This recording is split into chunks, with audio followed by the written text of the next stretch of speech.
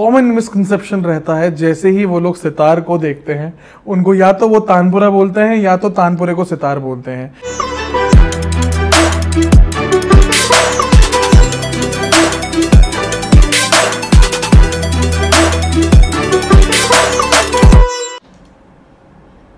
नमस्कार, welcome to this Swarnim show. आज हमारे साथ डॉक्टर रश्मि दत्त हैं। She is a brilliant sitar player who is a gold medalist from the university of Delhi. नमस्कार रश्मि जी। नमस्कार, thank you for inviting me. We glad to have you on our show. आज हमें please आप थोड़ा सा इंसाइट्स बताइए आज कि कैसे आपकी म्यूज़िकल जर्नी स्टार्ट हुई and how did you why sitar basically, कैसे आप सितार आपने चुना? मेरे घर में हमेशा से एक साज रहा था सितार, और पापा सितार बजाते थे। तो मैं बहुत छोटी थी तो पापा ने पूछा कि सितार बजाना है क्या। मैंने सोचा घर में सितार है तो ट्राई कर सकते हैं, देख सकते हैं कि हो पाएगा कि नहीं। तो कुछ आइडिया नहीं था कि क्या कर सकते हैं इसमें और क्या हो सकता है। तो बचपन में ऐसे ही लोग खिलौनों से खेलते हैं तो मेरे को लगा कि ये मेरे लिए बहुत स्पेशल है, तो मैं हमेशा सितार की तरफ बहुत फोकस किया। स्टार्टिंग में लगता है थोड़ा बहुत अच्छा सब कि हाँ सितार चल रहा है, कुछ अलग हो रहा है, क्योंकि हर बच्चा सितार नहीं बजाता है, हर घर में सितार नहीं होता है। तो फिर उसके बाद जब सितार चलता रहा आगे तो फिर थोड़ा सा लगता है कि बहुत बोरिंग हो रहा है, क्यों मैं सितार बजा रही हूँ, क्योंकि एक साधना होती है तो उसमें पूरा प्रॉपर डिसिप्लिन में आपको वो रियाज करना होता है। एक ही कोई हम लोग जैसे कोई सरगम या कोई बेसिक एक्सरसाइज पलटा, उसको ही एक घंटे 2 घंटा रियाज करना पड़ता है ताकि हाथ वो राइट हैंड लेफ्ट हैंड वो प्रॉपर वैसा रहे। वो टेक्निक्स होती हैं कुछ, तो वो कभी कभी बोरिंग लगने लगता है क्योंकि हम उतने छोटे होते हैं, हमें पता नहीं होता कि उसका असर क्या होगा। सही तो हमें नहीं पता होता है। फिर वो धीरे धीरे करते करते मुझे लगा पापा तो मुझसे बहुत अच्छा सितार बजाते हैं, तो मुझ में क्या कमी है। फिर मैं बचपने में ही सोच समझ के थोड़ा कि जितना समझ आया तो थोड़ा रियाज और आगे बढ़ाया, और फिर लगा पापा को पीछे करना है, लेकिन वो तो हो ही नहीं सकता, पॉसिबल नहीं है। लेकिन मैंने और अच्छा करने के लिए उसमें और रियाज किया। फिर उसके बाद बहुत मेहनत करी आप। हाँ, उसके बाद फिर मैंने अपने पापा के गुरुजी श्री जगदीप सिंह बेदी जी से सितार सीखना स्टार्ट किया। और फिर गुरुजी को लगा कि इसमें कुछ ऐसा क्या स्पेशल है। तो वो स्पेशल ये था कि मैंने पहले अपने पापा से ही स्टार्ट कर दिया सितार, तो वो एकदम चलता आ रहा था। वो बोलते हैं कि खून में संगीत है, तो वैसा मेरे दादाजी के टाइम से वो सब चला आ रहा था। तो संगीत तो हमेशा से था घर में। तो फिर उसके बाद चलते चलते ये स्पेशल ऐसे हुआ मेरे लिए कि मैं और स्टूडेंट से बहुत बेटर करती थी। और कोई राग एक गुरुजी लेकर कुछ सिखाने के लिए बैठे, और उसमें होता था कि कोई एक पार्ट उन्होंने सिखाया तो सारे स्टूडेंट बहुत स्लो चलते थे, बहुत कि अभी हो रहा है नहीं हो रहा है कल करेंगे। और मेरा उसी वक्त अभी सीखा और तुरंत। तो कभी कभी गुरुजी मुझसे परेशान हो जाते थे कि इतनी जल्दी कर लेती है। तो वो अगर अपने ऑफिस में चले गया कहीं चले गए तो मैं पीछे जाकर वापस पूछती थी कि ये हो गया, अभी कुछ और क्या सीखना है। तो वो वहीं बैठे बैठे लिख देते थे कि अभी ये प्रैक्टिस करके आओ। तो मैं एकदम जल्दी सीखना, वो मुझे भी कभी कभी लगता था कोई मैजिक है, मुझे नहीं पता था। लेकिन वो वही है कि खून में संगीत होता है, तो वो वैसा ही चला आगे। डेफिनेटली खून में संगीत और सरस्वती माँ की ब्लेसिंग्स आप पे डेफिनेटली बिल्कुल। तभी आप एकदम से इतनी जल्दी और स्पेशली इतनी यंग एज से आप इतनी मेहनत कर रहे हैं इस पे, because definitely it's a very difficult instrument to play and a very beautiful sounding instrument. Honestly मुझे बहुत ही सुंदर लगता है कि एक सितार जब अपने जिस तरीके से वो सोलफुलनेस को निभा पाता है सितार, और एकदम डिवाइन, एकदम डिवाइन से कनेक्ट करने की एनर्जी है। मुझे ऐसा लगता है जब बचपन में हम लोग होते हैं तो सिर्फ बेसिक्स और अपना राइट हैंड या बहुत स्पीड में बजाना ये एक दिमाग में रहता है। लेकिन जब हम आलापचारी की तरफ जाएंगे तो वो जो कनेक्शन होता है वो सीधा ऊपर। हाँ बिल्कुल, हमेशा ऐसा होता है कि अगर मैं अपने रूम में रियाज कर रही होती थी, अगर मैं आलाप बजा रही हूँ, मैंने आंख बंद करके आलाप स्टार्ट किया और अचानक अगर किसी ने गेट खोल दिया है तो मैं एकदम लगता है कहीं से वापस आया, क्योंकि मैं कहीं जा चुकी हूँ। और क्योंकि वो क्रिएट करना, वो दिमाग में चलना, वो फिर वो कनेक्ट कर देता है। बिल्कुल, एब्सोल्युटली। बहुत ही वो धीरे धीरे आता है। बहुत ही डिवाइन इंस्ट्रूमेंट है मैं तो कहूँगा। मुझे एक बात बताएंगे आपकी सितार ही क्यों, मतलब क्या यूनिक लगता है आपको सितार के बारे में? सितार ही क्यों का पहला रीज़न तो वही है कि घर पे सितार था। एब्सोल्युटली। उसके अलावा फिर मेरे को जब धीरे धीरे उसमें इंटरेस्ट आने लगा कि यही करना चाहिए। फिर और लोग आप देखोगे फीमेल सितार प्लेयर बहुत कम है, बहुत रेयर है। और फीमेल क्या मेल सितार प्लेयर भी कम है आजकल। तो सितार बहुत ईजिली, मतलब कोई नहीं लेता है, हर किसी को वेस्टर्न साइड पे जाना है, वेस्टर्न इंस्ट्रूमेंट सीखने हैं। सो वेरी, जैसे आपने कहा इसमें बहुत सारी साधना भी है, इसमें बहुत सारा एफर्ट और बहुत सारी मेहनत भी लगती है, तो बहुत लोग शायद नहीं डालना चाहते उतना, क्योंकि सबको लगता है कि हम बहुत जल्दी सीख लें और पेशेंस है ही नहीं।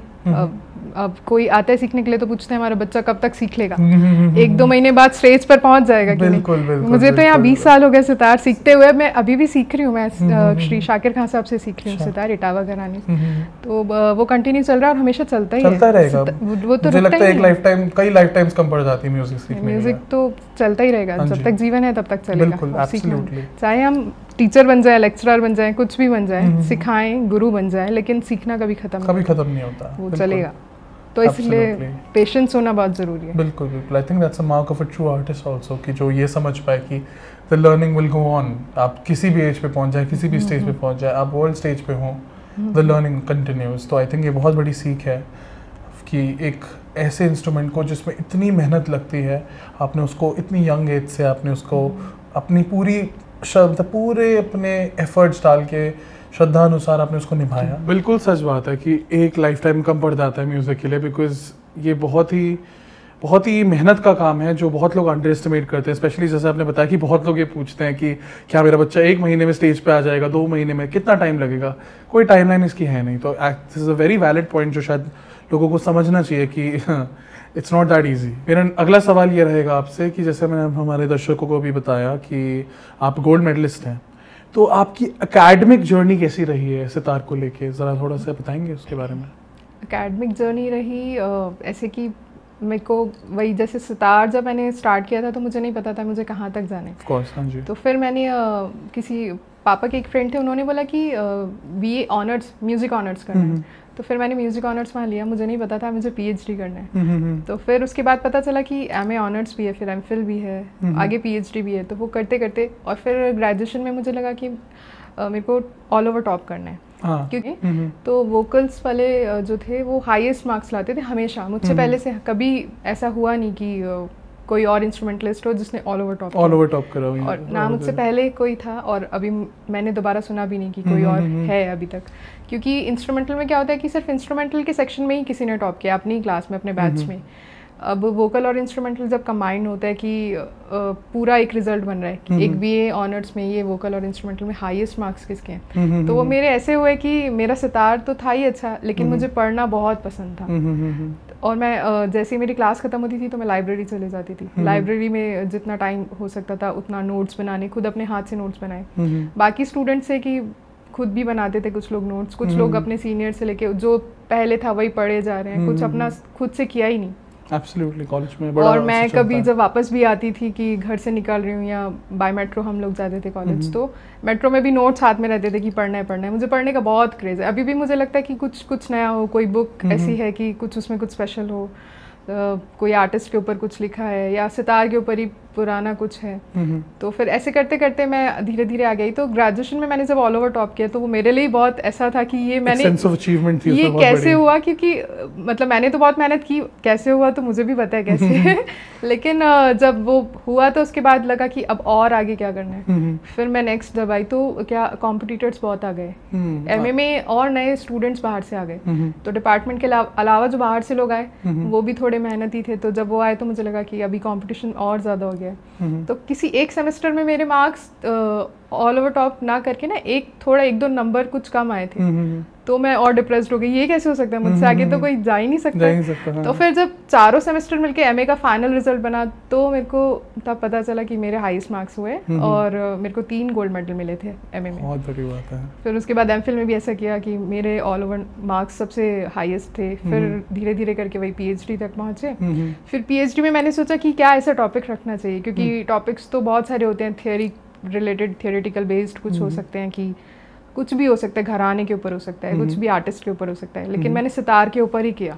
अच्छा। कि पूरा सितार के बारे में अच्छे से जाना है कि क्या उसकी हिस्ट्री थी, उसके स्ट्रक्चर में क्या चेंजेस हुए, उस टाइम पे कैसा था, और तब परफॉर्मेंसेस होती थी तो उसमें क्या फ़र्क था और आज क्या फ़र्क है। तो वो साज कैसा था उस वक्त, कैसा बनता था, क्योंकि तब ये माइक्रोफोन्स वगैरह कुछ थे नहीं थे। तो जब बैठक होती थी तो आवाज़ कैसे बाहर जाए, क्योंकि सितार बहुत एक ऐसा साज है कि उसको चाहिए। आज के टाइम पे हम लोग पिकअप माइक लगा लेते हैं कि हमें चाहिए कोई अच्छा माइक हो कि सब के पास आवाज़ जाए।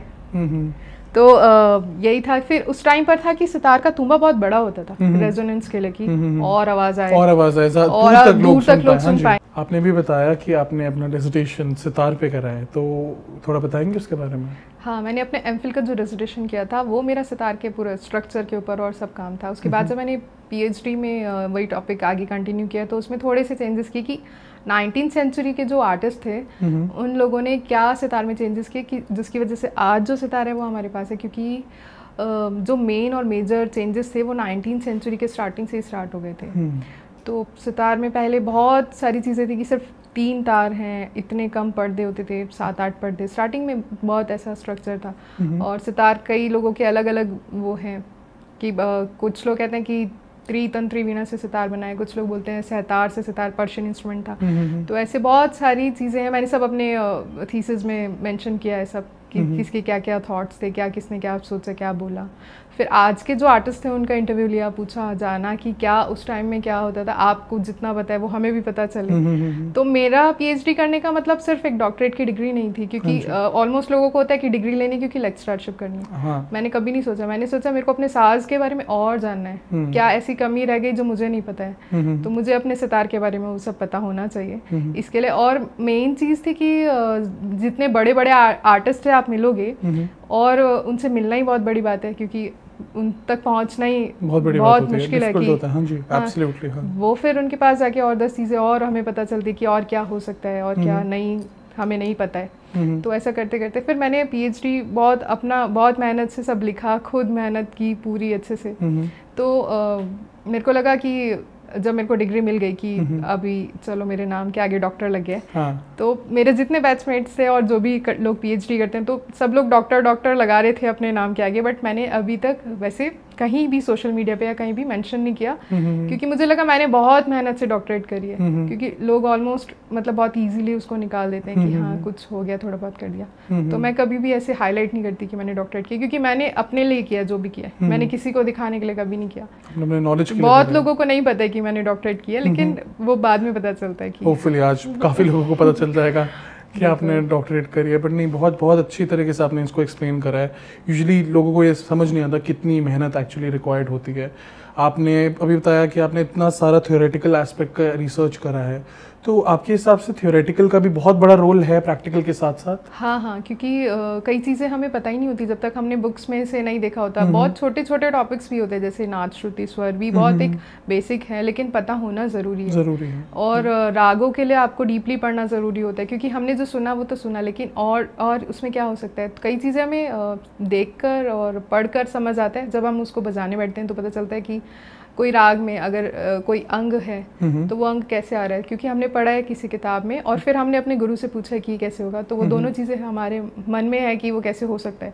तो ये है कि उसे अपने रूट्स जो है वो एकदम ऐसा रहता है कि आपने कुछ पढ़ा है और फिर आपने कुछ सीखा है और फिर उसके बाद आपने उसको एक्सप्लोर करा है और फिर आप उसको बता पा रहे हो। इवन आप अपने स्टूडेंट्स कुछ होंगे तो आप उन्हें तभी समझा पाओगे जब आपको थियोरेटिकल नॉलेज भी होगी इस बात की। क्योंकि सितार उठा के सिर्फ बेसिक्स कराना या राग बताना तो आसान है, लेकिन खुद को पूरा नॉलेज रहे तो मुझे लगता है कि वो बेटर है। तो इसीलिए अगर डिग्रीज ना भी ले कोई, अगर नहीं कोई पढ़ना चाहता है उसमें, तो कम से कम जो बेसिक्स हैं और जो चीज़ें अपने गुरु से पूछें या तो या फिर किताबें पढ़नी चाहिए थोड़ी बहुत। मुझे तो बहुत शौक है किताब पढ़ने का, लेकिन अगर जो जैसा भी है जानना ज़रूरी है मेरे हिसाब से। एब्सोल्युटली, बहुत अच्छी बात बता रहे हैं आप, बिकॉज आई थिंक जब आपका बेस स्ट्रांग होगा तो आप उसके प्रैक्टिकल एस्पेक्ट्स भी काफ़ी सारे, और फिर वो कॉन्फिडेंस रहता है ना कि अगर हमें पता है कि क्या है। एब्सोल्युटली ये I think is a much needed level of understanding जो आपकी डेवलप होती है आफ्टर द थ्योरेटिकल एस्पेक्ट जो आप उसको एक्सप्लोर करते हैं। क्योंकि न सिर्फ प्रैक्टिकल एस्पेक्ट नहीं है, इसके पीछे जैसे आपने बताया इतनी रिच हिस्ट्री है, इसके पूरे बहुत सारे 6-7 नुआंसेस हैं, तो वो धीरे धीरे शायद आई थिंक थ्योरी से ही वो आपका रास्ता टुवर्ड्स प्रैक्टिकल क्लियर होता है। इसी बात पे आपसे थोड़ा सा कुछ हम सितार पे सुन लेते तो बड़ा अच्छा लगता है हमें। बिल्कुल।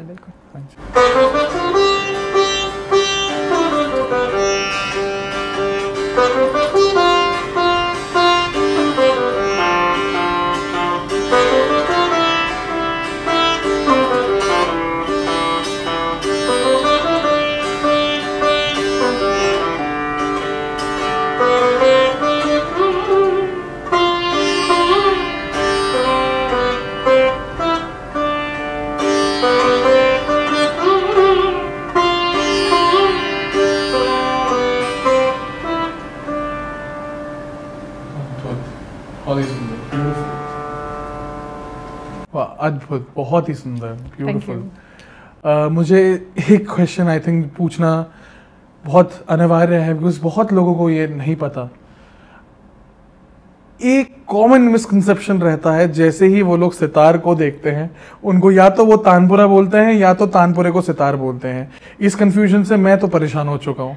तो आपने क्या फेस करा इस चीज को कभी? बहुत बार, इवन आज ही मैं जब आ रही थी तो मुझे किसी ने रास्ते में रोककर पूछा कि हमें बताइए कि ये आज के टाइम में भी लोग तानपुरा बजाते हैं? तो मैंने बोला भैया तानपुरा नहीं सितार है। तो बोलते नहीं तानपुरा है। तो मैंने बोला आपको कैसे पता? मुझे पता है, मैं सितार बजाती हूँ। तो फिर मैंने बोला ये सितार है और सिर्फ सितार ही बजा सकता है, तानपुरा तो हम लोग वोकल्स के लिए, हमें एक सपोर्ट के लिए चाहिए होता है। और बाकी ये एक इंस्ट्रूमेंट है सितार, अगर आपको नहीं पता है तो यूट्यूब पे देख लीजिए कोई भी सितार, तो आपको पता चल जाए।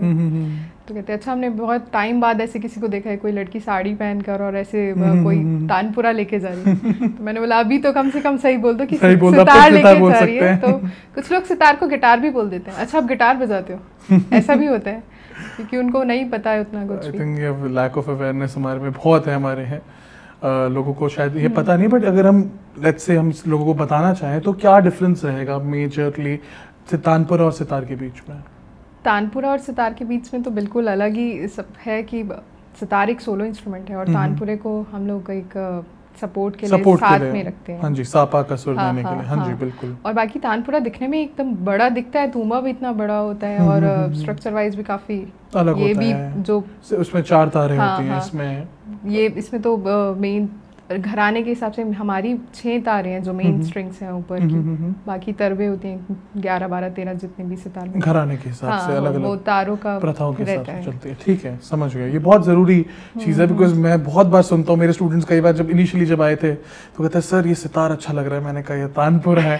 तो ये बहुत ही ये है, और ये इसीलिए क्योंकि बच्चे आजकल रील्स वगैरह भी जो देख रहे हैं इंस्टाग्राम पे भी, तो वो तानपुरा सितार तो सुनते ही नहीं है, उनको पता ही नहीं है तानपुरा क्या, उनको बस लग रहा है कि इंस्ट्रूमेंट बज रहा है। अगर देख लिया तो वो किसी को भी बोलेंगे ये सितार है, और किसी को भी वो तानपुरा बोलेंगे, लेकिन वो ज्यादातर सुनते वेस्टर्न ही है, क्लासिकल तो कोई सुन ही नहीं रहा। एब्सोल्युटली, ये बात है। बट नहीं, this is a good thing to for us specially our kids to know कि ये सितार और तानपुरा का डिफरेंस क्या है। इसलिए मुझे लगता है कि स्कूल्स में भी ये वोकल्स तो ऑलमोस्ट होते ही 80-90% स्कूल में कि वोकल टीचर है, लेकिन इंस्ट्रूमेंटल तो पोस्ट भी नहीं होती। बहुत रेयर कोई स्कूल्स होंगे जहाँ पे पता होगा कि ये सितार के टीचर है या ये तबला टीचर है। अब छोटे बच्चों को जब पता ही नहीं है कि क्या सितार है, अपना कुछ कल्चर पता ही नहीं है, तो फिर उनको कैसे आगे उनको इनकलकेट करेंगे, कैसे उनको आगे? तो मुझे लगता है कि होना चाहिए, हर स्कूल में होना चाहिए सितार टीचर, फ्लूट टीचर, और भी बहुत सारे इंस्ट्रूमेंट है छोटा मोटा, जहाँ जैसे हो सकता है होना चाहिए। बिल्कुल, एब्सोल्युटली, मुझे डेफिनेटली लगता है। और जो डिसिप्लिन आता है, आई थिंक वो एस्पेक्ट हर जगह एप्लीकेबल है। आजकल जो बच्चे हैं वो मतलब एकदम इतने शैतान हो गए हैं, मतलब रुकते नहीं है, कहीं थमते नहीं है। बहुत वो रीजन उसका ये कि एक तो बच्चे फोन बहुत चलाते हैं और कोई किसी एक्टिविटी में अगर इन्वॉल्व भी हो रहे बट वो क्लासिकल नहीं है, तो वो ठहराव तो जिंदगी में आएगा ही नहीं। वो बच्चा बचपन से ही वैसा बनेगा और बड़ा होके फिर वो वैसा ही रहेगा। बिल्कुल, वो उसका नेचर ही वैसा बन जाएगा। वो ठहराव की बहुत जरूरत है। ठहराव हमें यहीं से सीखने को मिलता है। बिल्कुल, हमारा जो शास्त्रीय संगीत है वो हमें डिसिप्लिन सिखाता है, हमें इवन बातचीत गुरु शिष्य परंपरा से पता चलता है कि हमें कैसे रहना है और अपने बड़ों के पाँव छूने हैं। ये सब हम कहाँ सीखते हैं? पूरा गुरु शिष्य परंपरा से ही सीखने को मिलेगा। अगर आप किसी भी अगर आप किसी इंस्टीट्यूट में या कहीं भी जाते हैं तो आप नॉर्मली जाएंगे, हाय हेलो बोलेंगे और अपना क्लास स्टार्ट हो जाएगी। वो कोई आपको संस्कार नहीं देंगे, गुरु आपको बैठ के हर चीज सिखाएंगे, तो वो जरूरी है। शायद यही डिफरेंस एक गुरु और टीचर का रहता है कि गुरु आपको नॉट जस्ट आपको वो स्किल बट आपको एक वे ऑफ लाइफ भी सिखाते हैं। और हमें और रास्ता दिखाते हैं। हमें कुछ चीजें नहीं पता होती वो हमें बताते हैं कि सपोज कि आपको ये स्टेज भी मिल सकता है, या आपको ऑल इंडिया रेडियो में अप्लाई करना चाहिए, आपको ग्रेडेड आर्टिस्ट बनना है, या आपको और अचीव कुछ करना है। तो उनको ज्यादा पता है क्योंकि वो गुरु हैं, उनको रास्ते पता है। हम तो हमें कुछ नहीं पता होता। नहीं, एब्सोल्युटली, ये आप काफी अच्छा मुद्दा आपने उठाया क्योंकि आजकल काफी लोगों को नहीं पता। जैसे अभी हमारी गुरु पूर्णिमा गई है अभी रिसेंटली, एंड बहुत लोगों को पता ही नहीं है कि गुरु पूर्णिमा क्या होता है। जैसे ही सुनते हैं गुरु पूर्णिमा तो कहते हैं एकदम से ऐसे कान खड़े हो जाते हैं कि अरे गुरु पूर्णिमा क्या होता है। उनको लगता है कि कुछ नॉर्मल ऐसे कोई जैसे फेस्ट होते हैं तो बस ऐसे कुछ मंदिर चले गए, बस पूजा कर ली, हो गया। तो लोगों को गुरु पूर्णिमा पता ही नहीं। वैसे अगर टीचर्स डे बोलूंगा तो एकदम से सबको 5 सितंबर सबको एकदम से याद भी होता है। बट हर किसी की लाइफ में एक गुरु होना बहुत जरूरी है, बहुत क्योंकि वो ठहराव जिंदगी में तभी आएगा सेंटर करते हैं। मुझे ऐसा लगता है कि आपको हम 10 जगह अलग अलग रास्तों पे निकलने की कोशिश करते हैं कई बार, जो हमारे लिए ठीक नहीं भी होता है। बिल्कुल। और हो सकता है हम अपने माँ पापा की बात ना भी सुने, तो एक गुरु हमें वैसा एक कंट्रोल में भी रख सकते हैं, हमें समझा सकते हैं, क्योंकि बच्चों का क्या होता है कि वो अपने मम्मी पापा की बात सुनना ही नहीं चाहते। बिल्कुल। लेकिन अगर कोई और आप उनको समझाएगा तो शायद वो समझ जाए। तो इसलिए गुरु का होना जरूरी है। वो शायद वो अगर बचपन में ही बच्चे को गुरु मिल जाते हैं ना, तो वो डिसिप्लिन आ जाता है और एब्सोल्युटली वो एक ड्राइविंग फोर्स आ जाती है, और आपके अंदर एक चेष्टा भी आ जाती है, जिससे आपको लगता है कि नहीं, मेरे को अपने गुरु को भी आप अच्छा प्रूव करना है, मेरे को अपने आप को साबित करके दिखाना है अपने गुरु को कि मैं आज भी अगर कभी कॉन्सर्ट के लिए जाती हूँ कहीं भी, तो इतने स्टेज अब तक मिल चुके हैं कि डर तो नहीं रहता, लेकिन एक मन में रहता है कि अपने गुरु को रिप्रेजेंट करना है। तो वो एक हमेशा एक हमारे ऊपर रहता है कि अपने गुरु की एक इज्जत रखनी है, वैसा चलना है। तो फिर हम वैसे ही हम रियाज भी करते हैं, उस हिसाब से हम पूरी अपनी लगन से सारा काम करेंगे, रियाज करेंगे कॉन्सर्ट के लिए, और भी जगह जाते हैं। तो फिर वो हमेशा रहता है कि गुरु साथ में है, उनका नाम साथ में है, तो हम भी वैसा कुछ करें। हम अपने आप को एक स्टैंडर्ड तक अपहोल्ड करते हैं। बिल्कुल बिल्कुल, बहुत ही आपने अच्छी बात बताई। इसी बात पे आपसे थोड़ा सा कुछ हम सितार पे सुन लेते तो बड़ा अच्छा लगता है हमें। बिल्कुल बिल्कुल। हाँ जी।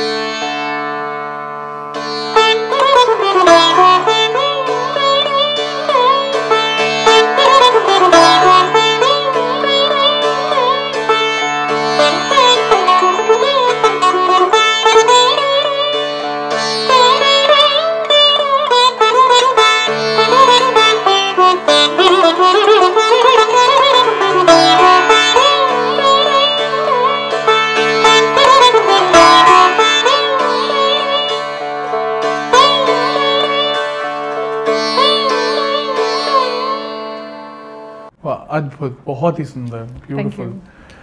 तो जैसे कि मैं बात कर रहे थे अभी हम कि कैसे शास्त्रीय संगीत का डिसिप्लिन से बहुत बड़ा ताल्लुकात रहता है, तो मुझे ज़रा एक बार इस बारे में बताएंगे कि अगर कोई परस्यू करना चाहे इसमें करियर या इससे अर्न करना चाहे, तो इसका इकोनॉमिक एस्पेक्ट क्या रहेगा?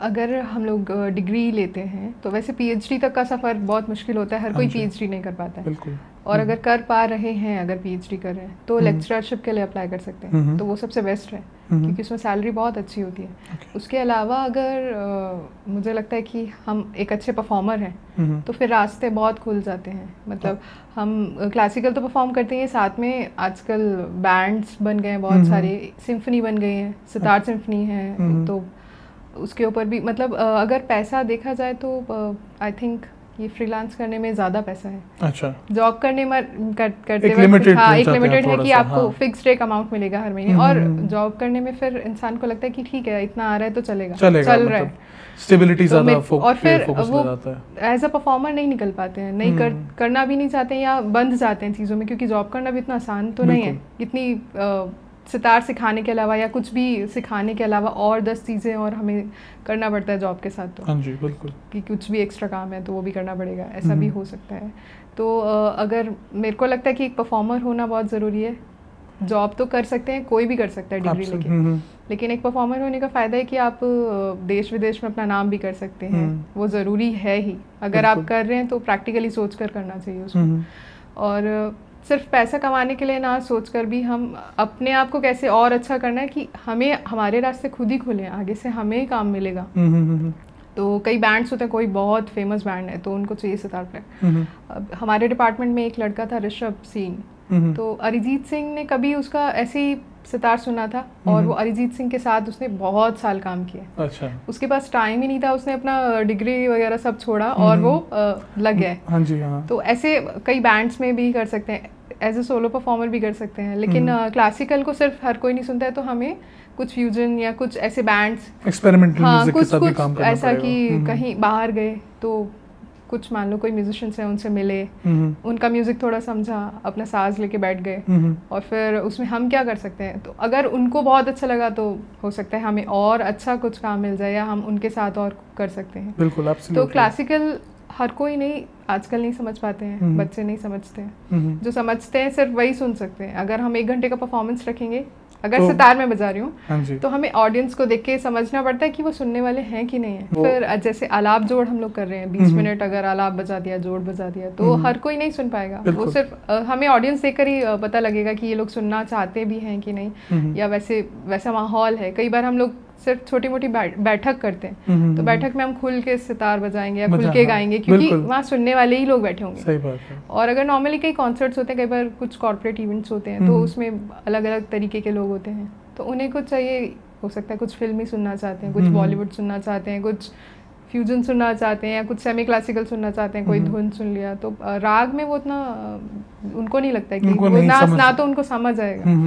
और अगर राग भी बजाएंगे तो फिर हमें या तो द्रुत लय में कुछ फास्ट कुछ बजाना पड़ेगा, जो एकदम अट्रैक्टिव, एकदम ऑन स्पॉट चाहिए, कुछ एकदम सा तड़कता भड़कता, या तो कुछ झाला, या तो जोड़ झाला, या तो कुछ ऐसा पैटर्न जो अट्रैक्टिव हो। कुछ बहुत पैटर्न्स ऐसे होते हैं कि वो एकदम अट्रैक्टिव है, ऑडियंस को अट्रैक्ट करते हैं। तो वो हमें पता होता है कि हमें कहाँ पे क्या करना चाहिए। तो ऐसा नहीं है कि पैसा नहीं आ सकता है, बट मेन हमारा जो फोकस होना चाहिए अपने रियाज पे होना चाहिए। हमें कैसे क्या परफॉर्म करना चाहिए, हमें और क्या चेंजेस करने चाहिए, क्योंकि लोग आपकी वही स्टाइल सेम सुनकर बोर भी हो सकते हैं। कोई नहीं भी सुनना चाहता है। अगर आपने अभी परफॉर्म किया, फिर वो 1-2 महीने बाद आप कहीं परफॉर्म करें, हो सकता है वो नहीं सुनने आएंगे। सही बात है, क्योंकि आपने क्या ऐसा अलग किया है ना। तो खुद को अलग, अपने गुरु से जो सीखा है और आपके अंदर क्या है, आप क्या क्रिएट कर सकते हो, वो दोनों मिलाकर तब एक परफॉर्मेंस बनता है। तो फिर आपको हर बार क्या उसमें चेंजेस करने हैं, क्योंकि हम भी एक जगह रहकर खुद ही बोर हो सकते हैं ना। तो उसमें हम क्या कर सकते हैं अपने मन से, और क्या कर सकते हैं, और फिर लोगों को देखना पड़ेगा कि उनको क्या अट्रैक्टिव लग रहा है, क्या किस चीज़ पर हमें और काम करना चाहिए। तो काम उसमें हमेशा करते रहना चाहिए, और फिर आपका काम निखरेगा भी। और शोज आते हैं, कॉन्सर्ट्स आते हैं, तो रुकने वाली चीज़ है ही नहीं। तो अपॉर्चुनिटीज बहुत है for the right people, for people who are willing to put in the work. और कुछ लोग मुंबई में हैं, सितार प्लेयर्स भी हैं, जो मूवीज में, फिल्म्स में बहुत काम कर रहे हैं। सितार के पार्ट्स आपको कहीं कहीं सुनने को मिलते हैं। इवन सितार की जगह जिटार भी है, तो उसमें भी बहुत लोग नीलाद्री कुमार हैं, तो इलेक्ट्रिक सितार आता है। तो उसमें भी बहुत काम हुआ है। तो जैसा जो सुनना चाहते, क्योंकि अब सितार कोई नहीं सुनना चाह रहे, तो जिटार उठा लिया। अब जहाँ सितार की जरूरत है वहाँ सितार उठा लिया। तो इसलिए वैसा बनना पड़ेगा कि आप सब कुछ कर सकते हैं। अडेप्टेबल रहना पड़ेगा एनवायरनमेंट के हिसाब से। बट आपने ये डेफिनेटली कहा कि बहुत अपॉर्चुनिटीज इसमें अवेलेबल है। तो मुझे एक ज़रा इस बारे में ज़रूर जानना होगा कि अब इसको प्रमोट कैसे करें, या क्या प्रमोशनल टूल्स हम इस्तेमाल कर सकते हैं इसको बढ़ाने के लिए आगे। सोशल मीडिया ही एक ऑप्शन ऐसा दिखता है कि बहुत छोटे बच्चे भी, बड़े लोग भी, सब लोगों के हाथ में फ़ोन है। सही बात है। तो इंस्टाग्राम, यूट्यूब और ये हर जगह पर आप छोटे छोटे शॉर्ट्स भी, अगर उसमें यूट्यूब शॉर्ट्स में छोटी सी वीडियोस और अगर डाली, क्योंकि बड़ी वीडियोस अगर हम पोस्ट करें तो कोई नहीं भी सुनता है, बहुत लोग और बिल्कुल 15 सेकंड 30 सेकंड में ही अगर हमने कुछ छोटी सी कोई ऐसी चीज़ बना दी। मैंने कुछ वीडियोस पोस्ट किए, लेकिन एक मैंने गाना बजाया था, कोई भूल भुलैया का जो वो जुगलबंदी पार्ट है ना, नीसा दानी, तो मैंने वो वायलिन के साथ किया था। उस पे 1.67 मिलियन व्यूज गए थे यूट्यूब पर। बहुत तो मतलब एकदम से वो क्लिक हो जाता है। और वो बिल्कुल नॉर्मल उसमें था, टेम्पो में, कोई लय बहुत ऊपर नहीं थी, बहुत नॉर्मल था। और उसको मैंने पूरा खत्म भी नहीं किया था, क्योंकि वहाँ लास्ट में कुछ गड़बड़ हुआ था, कुछ तो दोनों में से, वायलिन या सितार से। तो हमने उसको आधा ही किया पोस्ट, और वो देखो खुद से ही एकदम 1.6 मिलियन चला गया। और कई बार हम लोग बहुत सोच समझ के बैठ के अच्छे से परफॉर्म करते हैं, या परफॉर्मेंस की कोई वीडियो क्लिप डाल देते हैं, या कुछ भी जो सोच कर करेंगे, वो तो लगता ही नहीं कि कुछ नहीं होगा। जिसमें आप इतना मेहनत करके एक्चुअली अपना पूरा हार्ट एंड सोल डालते हैं, शायद वो और बहुत लोग नहीं समझ पाते हैं, क्योंकि वो हमने बहुत सोच समझ के किया होता है। कई बार कुछ अचानक कुछ ऐसे रिकॉर्ड कर लिया। कई बार मैं किसी शो के लिए बाहर जाती हूँ, कहीं भी जा रही हूँ, तो ऐसी कहीं भी लगा कि कुछ अच्छा दिख रहा है, तो वहाँ पे वीडियो बना लिया। और वो भी बहुत अच्छे से चल जाता है। और बिल्कुल, तो उसके थ्रू हम लोगों तक पहुँचा सकते हैं। Social media I think rightly channelize करने से ही हमारा, बिल्कुल आई थिंक, और कंसिस्टेंट रहना भी आई थिंक इज अ बहुत बड़ा टास्क आजकल म्यूजिशियंस के साथ। बहुत म्यूजिशियंस का मैंने जो स्ट्रगल देखा है, उसमें शायद यही आता है कि बहुत लोग they struggle to be very consistent, कि कंसिस्टेंटली पोस्ट करना पड़े, कंसिस्टेंटली अपने ऑडियंस के साथ एंगेज करे, कैसे आप न्यू क्रिएटिव चीजें ला सकते हो। शायद ये मेरे को लगता है एक टास्क रहता है आजकल। और इवन खुद भी देखना चाहिए कि चल क्या रहा है, सोशल मीडिया पे क्या चल रहा है। मतलब आपको बहुत अपडेटेड रहना पड़ेगा। आजकल वो गरज बहुत चल रहा है, तो कुछ लोग गा भी रहे हैं, कुछ लोग सितार पे बजा रहे हैं, कुछ अलग अलग इंस्ट्रूमेंट पे भी लोग कर रहे हैं। मैंने फ्लूट पे भी सुना कोई कुछ कर रहा है उसमें, कुछ अपने तरीके से कुछ कर दिया। तो ऐसा बहुत मतलब देखना चाहिए कि क्या चल रहा है, जो चल रहा है उसी के पीछे चलना पड़ता है। उसी के पीछे चलना पड़ता है। इसी बात पे ज़रा थोड़ा सा आज थोड़ा गरज हो जाए। बिल्कुल।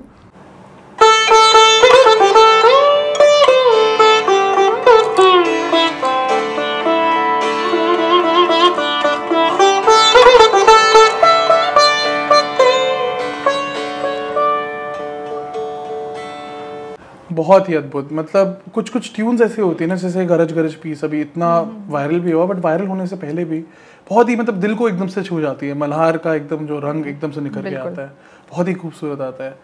तो मैं आज का आई थिंक इतने हमने चीज़ों को इन डेप्थ में जाना आज, और इतनी सारी चीज़ें हमने समझी about sitar and classical music. तो बहुत ही सुंदर पीस, बहुत ही मेलोडियस पीस था। मल्हार का जो रंग है इतना खूबसूरती से इसमें निखर के आता है, गरज बहुत ही, एंड इतना वायरल भी हुआ आजकल। लोग भी कनेक्ट कर पा रहे हैं। शायद ये भी ट्रेंड मैंने देखा है कि आजकल इतने सारे गाने जो हिट हो रहे हैं उनका बेस क्लासिकल है, बट लोगों को पता नहीं है। लोगों को लगता है कि अरे ये क्या क्रिएशन, बट उनको पता नहीं कि क्लासिकल म्यूजिक में सालों हजारों सालों से इसकी ट्रेडिशन चला आ रहा है।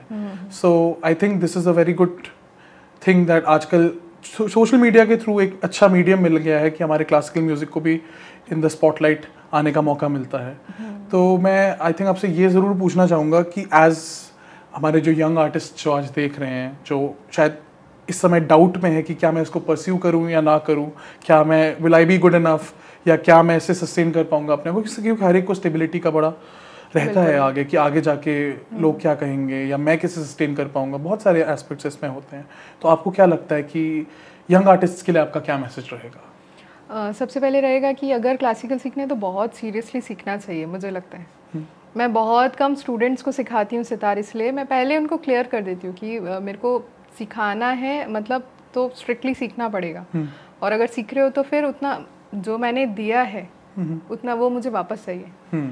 तो उतना रियाज करके वो चीज़ें मुझे वापस चाहिए। मुझे ऐसा नहीं सोचना है कि मेरे को कुछ स्टूडेंट्स बनाने हैं, क्या मेरे को कुछ बहुत कुछ चाहिए, मुझे कुछ नहीं चाहिए। बिल्कुल। मैंने जो सीखा है अगर मैं वो सिखा रही हूँ तो वो मुझे वापस चाहिए, क्योंकि मैंने बहुत मेहनत से सीखा है। तो लेकिन सबसे ज़्यादा लोगों में चाहिए पेशेंस। मैंने पहले भी बोला था, पेशेंस है ही नहीं, रुकना नहीं चाहते हैं, ठहरना नहीं चाहते हैं। उसका रीज़न वही आ जाता है कि बचपन से वो मिला ही नहीं होता, वो एटमॉस्फेयर नहीं मिला, वो माहौल नहीं मिला, गुरु शिष्य परंपरा नहीं पता होता है, फिर वो एज अ टीचर और स्टूडेंट वाला कनेक्शन रहता है। तो पहला तो यही है कि थोड़ा ठहर जाएं। अगर कुछ सीखना है तो मन बना ले, पहले सोच लें कि करना है कि नहीं करना है। अगर समझ नहीं है तो एक दो बार कुछ लोगों से मिलो, जानो, यूट्यूब पर देखो या इंस्टाग्राम जो भी वो देख रहे हैं, देख पा रहे हैं कि आर्टिस्ट अगर बड़े हैं तो कितना काम किया है उन्होंने। अगर वो कुछ अचीव कर पा रहे हैं तो पीछे कितनी मेहनत है उनकी। वो सब चीज़ें जानने के बाद फिर आप सोचो क्योंकि आपको करना है कि नहीं करना है, क्योंकि मेहनत तो चाहिए हर चीज़ में। कोई एकदम ऐसे कुछ नहीं होता है कि बस हो गया। तो पहले रुक कर एक बार ठहर के सोच लो कि करना है कि नहीं करना है। वरना होता है कि सितार सीखा अभी नहीं सीखना है क्योंकि इसमें बहुत मेहनत है, हाथ कट जाते हैं, निशान बन जाता है, नहीं हो पाएगा हमसे। फिर 4-4 8-8 घंटे मेहनत नहीं हो सकती, रियाज नहीं कर सकते। पहले लोग करते थे, चिल्ला काशी रियाज करते थे जो हमने सुना है।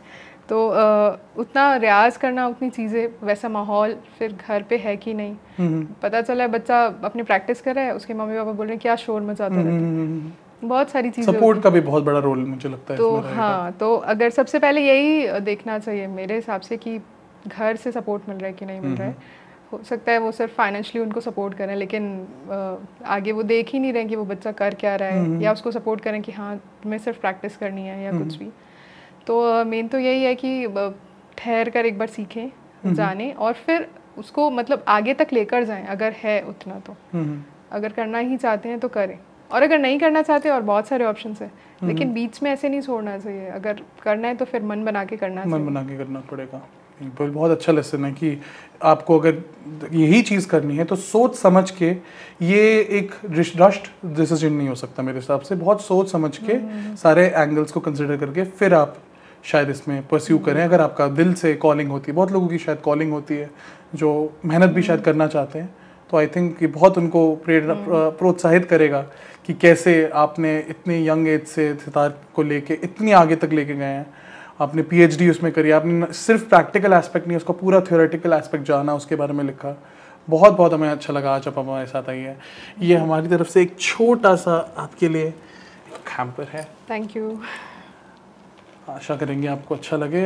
हमें बहुत अच्छा लगा जब हमारे साथ जुड़ी। आज हमने सितार जैसे वाद्य के बारे में बहुत करीब से जाना और मुझे ऐसा लगता है कि हमारे जो फ्यूचर जनरेशन है वो काफ़ी प्रोत्साहित होंगे इससे और उनको बहुत आगे से प्रेरणा मिलेगी कि कैसे इसको भी आगे वो परस्यू कर सकते हैं। इसी के साथ हम आज के एपिसोड के एंड पे आ चुके हैं।